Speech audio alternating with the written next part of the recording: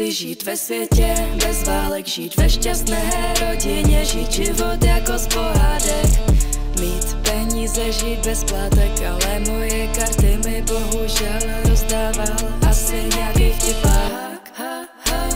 Směju se moc, je to vtipný, obranný mechanismus je smích, pak to tolik nebolí, nebolí to okolí, nemají starosti, ale uvnitř to bolí, žere ti to duši a ostatní nic netuší, vždyť se pořád usmíváš, vždyť se přece vtipálek, jednou ti to dojde kam, že ty karty už si mícháš sám.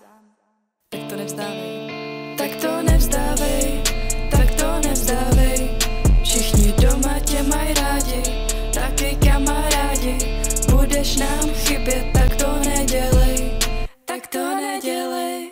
Nech si pomoct, my tě chytnem, radši s tebou budem brečet ve 3 ráno, než ti zapalovat svíčku a číst na parte tvoje jméno. Doufám, že se mi to jenom zdálo, ale bojím se, že ne. Bojím se, že skončil další mladý život. Znám ty stavy, kdy je smysl, přesto temno nevidíš, ale slunce vždycky vyjde, no tak prosím chvíli počkej a uvidíš. Chci žít ve světě bez válek, žít ve šťastné rodině, žít život jako z pohádek, mít peníze, žít bez plátek, ale moje karty mi bohužel rozdával asi nějaký vtipálek. A ty karty nerozdával jenom mě, tohle není sen, ale realita. Zabil se jim spolužák 18 let, jeho rodině to asi rozbilo svět. Dávej pozor na svý lidi, nezapomeň, nemůžeš vědět, co se skrývá za úsměvem.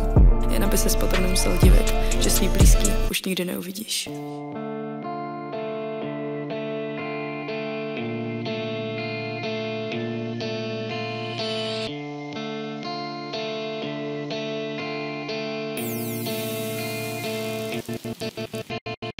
Byli jsme stvoření, abychom zářili. Není to jen v někom z nás, je to v nás všech.